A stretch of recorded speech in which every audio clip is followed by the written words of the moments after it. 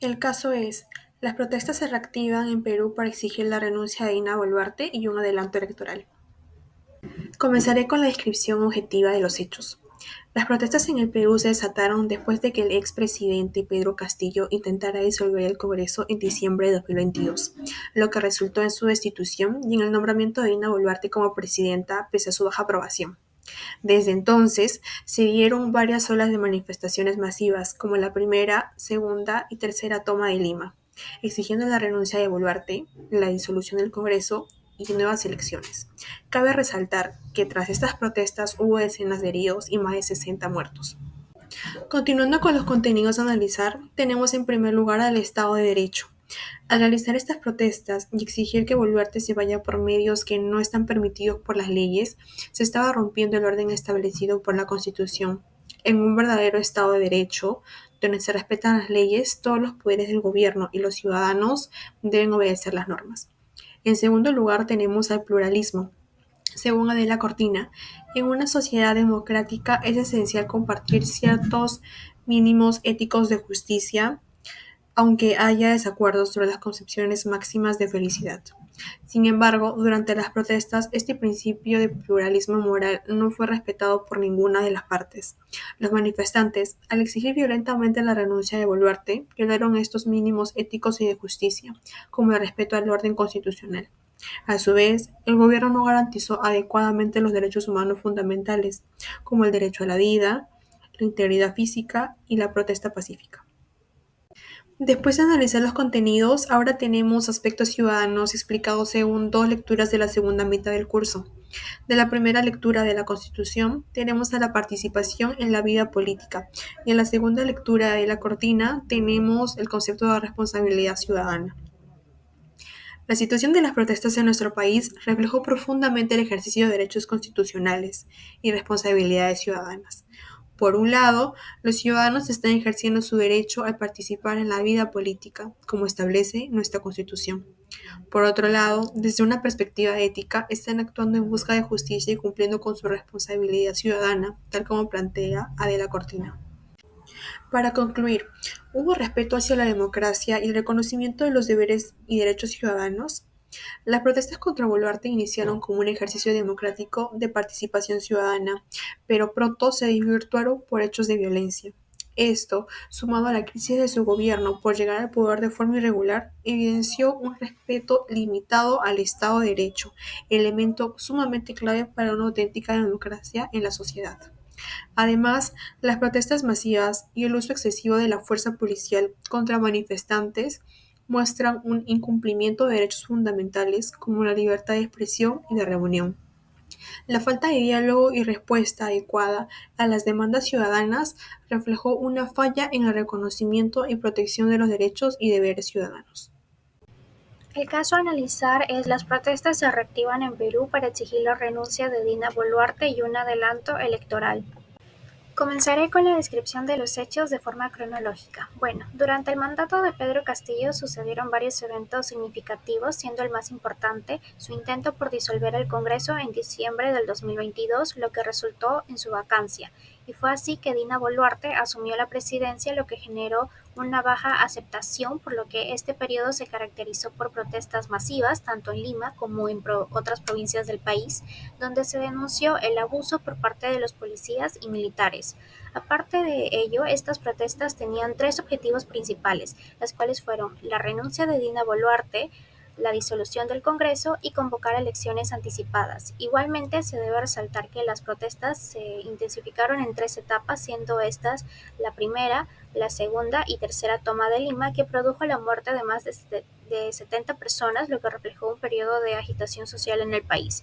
También mencionar que los principales actores del caso fueron la presidenta, las fuerzas del orden, como policías y militares, y por último los manifestantes. Continuando, explicaré el primer contenido a analizar, que es el Estado de Derecho. Bueno, para comenzar, las protestas en contra de Dina Boluarte para asumir el cargo de presidenta mostraron una profunda desconexión entre el gobierno y una gran parte de la población, ya que justamente estas protestas surgieron como una expresión legítima del descontento ciudadano. Sin embargo, la exigencia de la salida de Boluarte por medios no institucionales planteó un desafío al orden constitucional y a la separación de poderes, los cuales son justamente esenciales para el funcionamiento de un Estado de Derecho, por lo que, aunque las protestas comenzaron de manera legítima y con razones válidas, la escalada hacia la violencia y el vandalismo fue un grave error que dificultó cualquier intento de diálogo constructivo y soluciones pacíficas que se pudieron haber dado.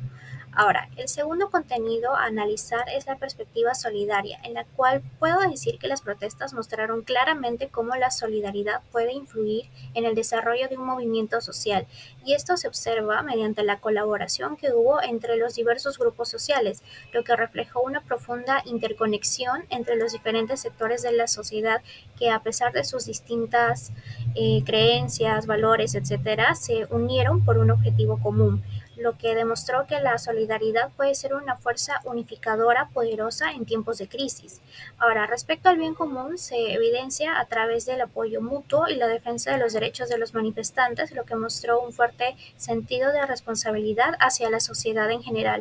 Continuando con los aspectos ciudadanos, esto se explica mediante dos lecturas vistas en el curso. La primera es el Estado de Derecho por Diego García, el cual nos dice que el concepto de Estado de Derecho implica que todas las personas, independientemente de su posición, deben ser tratadas de manera justa y sus derechos deben ser protegidos.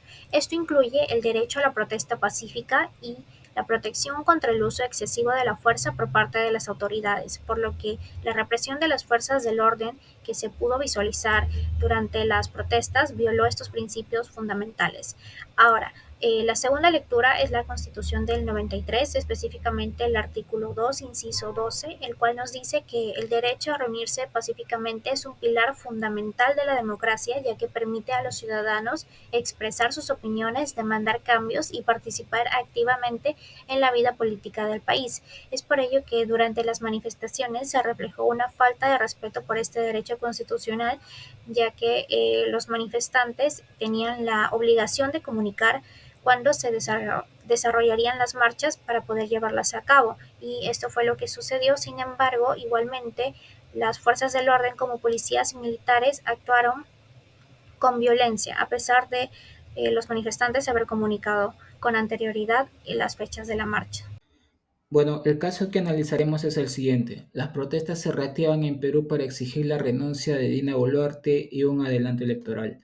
Pero antes explicaré los hechos del problema para así poder comprender esta situación. Las protestas comenzaron el 7 de enero del 2023, cuando miles de personas alrededor de todo el Perú se reunieron para exigir la renuncia de Boluarte. Y estas manifestaciones tuvieron un gran impacto tanto en la violencia como enfrentamientos entre manifestantes y la policía, lo que causó la muerte de más de 60 personas en todo el Perú y la detención de cientos personas más, e incluso la destrucción de propiedades y vandalismos entre otras personas que estaban en las manifestaciones, pero no con el motivo de apoyar las manifestaciones, sino de causar destrucción y entre otras cosas más. Además, uno de los puntos clave de este suceso es que las protestas han afectado bastante la economía del país, ya que han interrumpido la actividad económica de las personas y han generado una gran incertidumbre en el mercado.